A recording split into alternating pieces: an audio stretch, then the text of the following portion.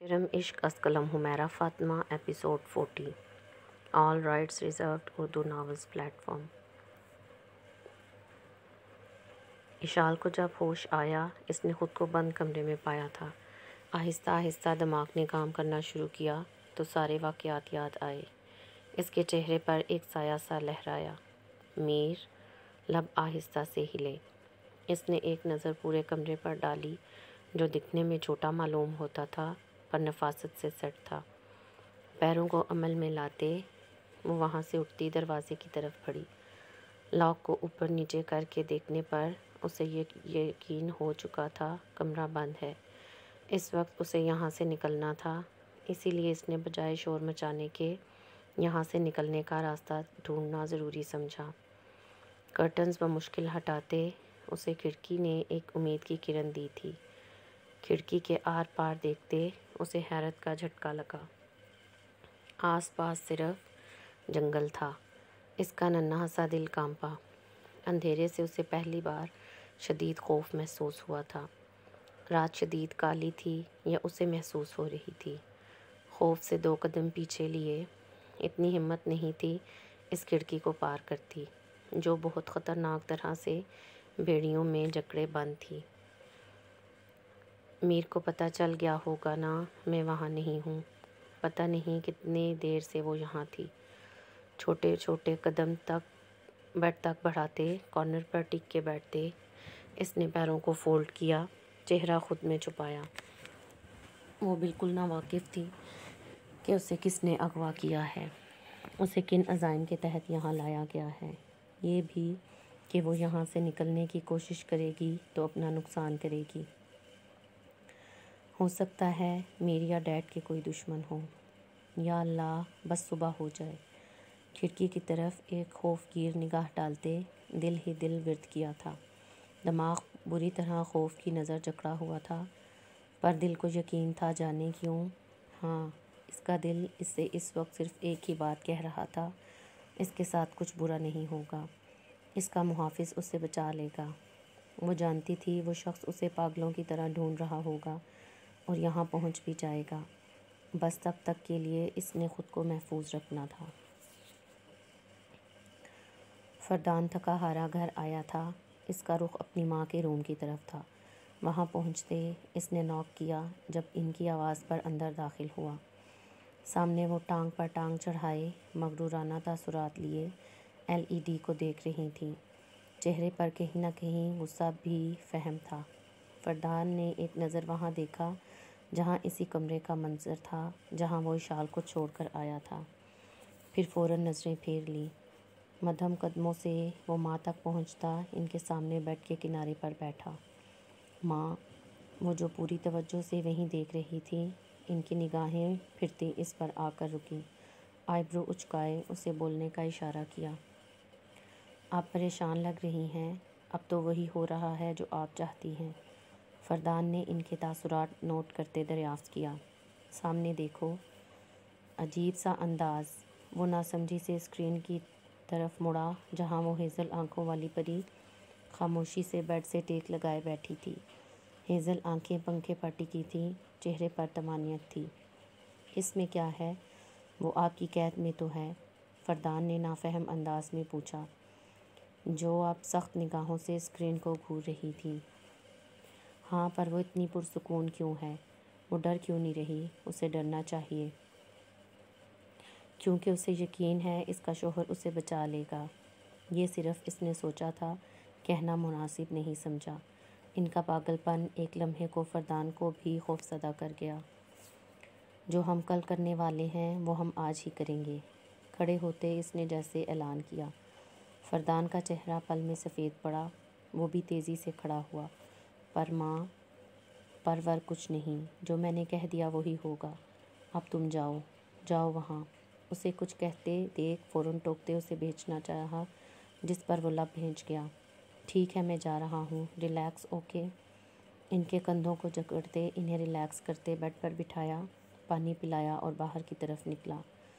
اپنی ماں کے حکم پر اس کے قدم باہر کی طرف تھے، جب کچھ سوچتے وہ لمحے کے لیے رکا اور جیب سے وہ بریسلٹ نکالا اور زرق نگاہوں سے بغور اسے دیکھے گیا۔ اس کے دماغ نے تیزی سے کام کرنا شروع کیا تھا۔ گاڑی میں بیٹھتے اس نے ایک آدمی کو کال ملائی۔ پہنچو وہاں پر 15 منٹ لیٹ پہنچنا۔ فون پر آرڈر دیتا، وہ گہری سانس بھرتے ایک نظر اپنے گھر پر ڈالتے گاڑی روڈ پر ڈال گیا۔ کچھ دیر کے سفر کے بعد وہ جنگل کے بیچ اسی گھر کے پاس تھا۔ گاڑی سے نکلنے کی زحمت اس نے نہیں کی تھی، بس بریسلٹ جیب سے نکالتے پیچھے کھڑکی سے اندر کی طرف پھینکا تھا۔ صرف 15 منٹ ہیں آپ کے پاس۔ میں بھی دیکھنا چاہتا ہوں جس آدمی کے انتظار میں وہ اس قدر پرسکون ہے وہ پہنچتا بھی ہے یا نہیں۔ زیر لب بڑبڑاتے وہ وہیں ٹیک لگا گیا۔ وہ یوں ہی خاموشی سے بیٹھی یہی سوچ رہی تھی کہ اب تک میر کو اسے ڈھونڈ لینا چاہیے تھا، جب ڈور کھلنے کی آواز پر خود میں سمٹی۔ خوف اب بھی نہیں ہوا تھا، کیونکہ دل پر یقین تھا وہ شخص آ جائے گا۔ گیٹ کھلتے سامنے کسی انجان آدمی کو کھڑے دیکھ اس کے گلے میں گلٹی ابل کر معدوم ہوئی۔ ایک سایہ سا چہرے کے سامنے لہرایا۔ کون ہو تم؟ بمشکل خوف کو چھپاتے اس نے غصے سے پوچھا۔ وہ تیزی سے اٹھتی باہر بھاگنا چاہتی تھی، پر وہ لمبا چوڑا شخص پوری طرح سامنے کھڑا تھا۔ جب اس کے سوال پر مقابل کمینگی سے مسکراتے خباثت بھری نگاہوں سے اسے دیکھنے لگا۔ اس کی آنکھوں سے ٹپکتی ہوس نے شال کا خون سکھایا تھا جب وہ پیچھے کا دروازہ دوبارہ بند کر چکا تھا۔ ڈور کیوں بند کیا ہے؟ وہ چیخی۔ وہیں اس آدمی کے بڑھتے قدم اشال کی جان پر بنے تھے۔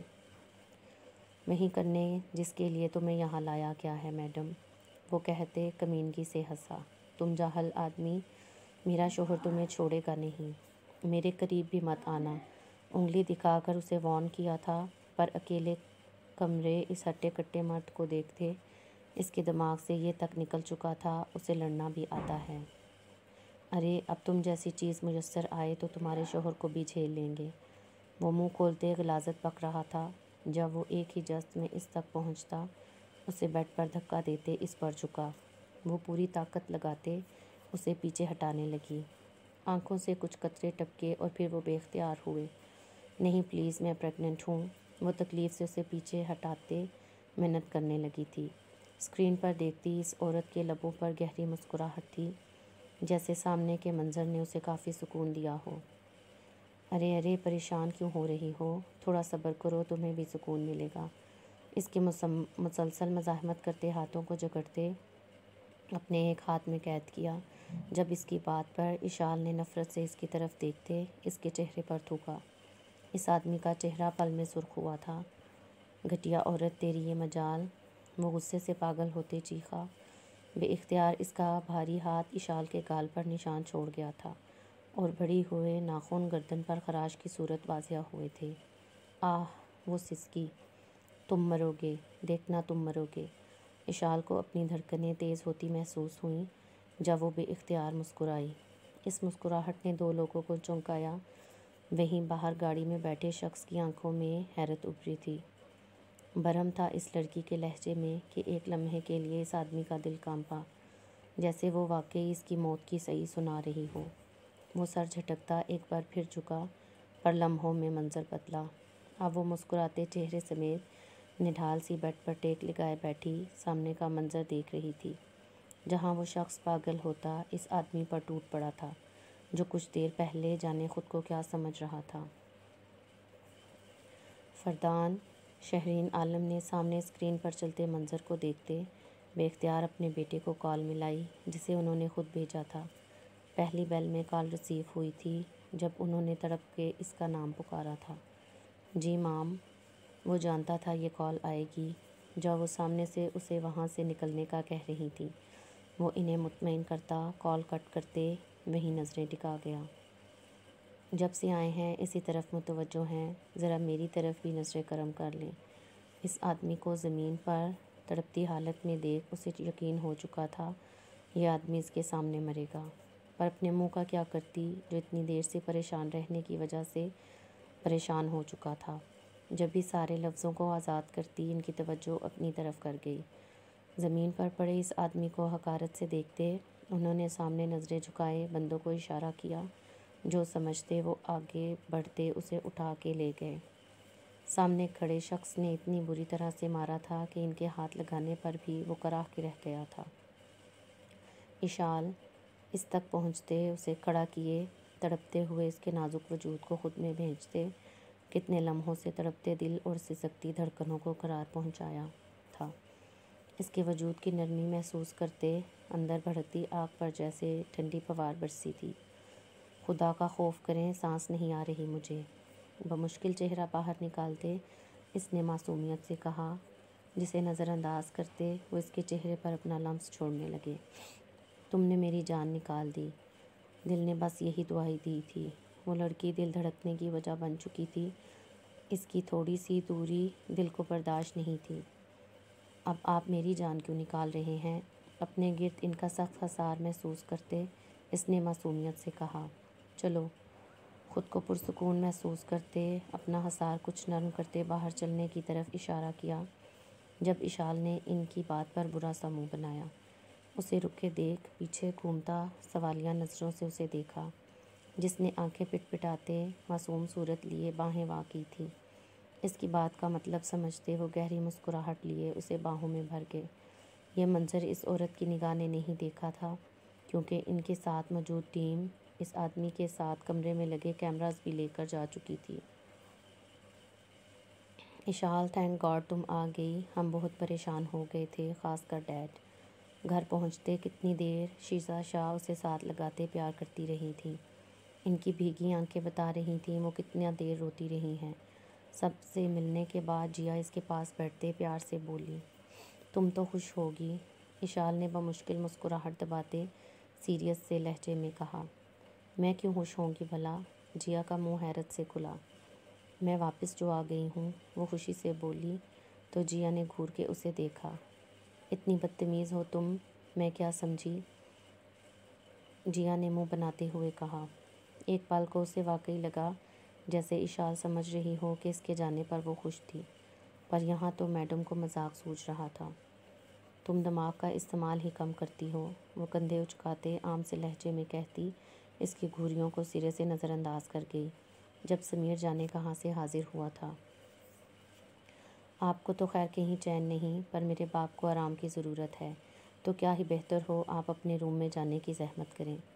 اس نے آتے ہی طنز کے تیر چلائے تھے۔ جب اشال نے نظریں گھمائیں تو معلوم ہوا کہ شوہر محترم تو اوپر جا چکے ہیں۔ اس نے سرد سانس بھری، تم بس اپنی زبان کو چین دو، باقی میں دیکھ لوں گی۔ وہ بھی اسی انداز میں طنز کرتی آنکھیں گھمائے اوپر کی طرف بڑھ گئی۔ کیا لڑکی ہے، جیا نے تعصب سے کہا۔ واقعی کیا لڑکی ہے، بات تو وہی تھی پر سمیر کے انداز میں داد تھی، ذرا جو اسے فرق پڑتا ہو کسی چیز سے۔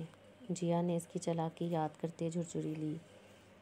اسے کتنا فرق پڑا ہے یہ جاننے کے لیے تمہیں ان کے روم میں کان لگانا ہوگا، ضرورت پڑی تو نظریں بھی۔ سمیر نے اوپر روم کی طرف دیکھتے مزے سے جواب دیا، استغفر اللہ۔ جیا نے اس گھور کے دیکھا جو اس کا چہرہ دیکھتے ہنسنے لگا۔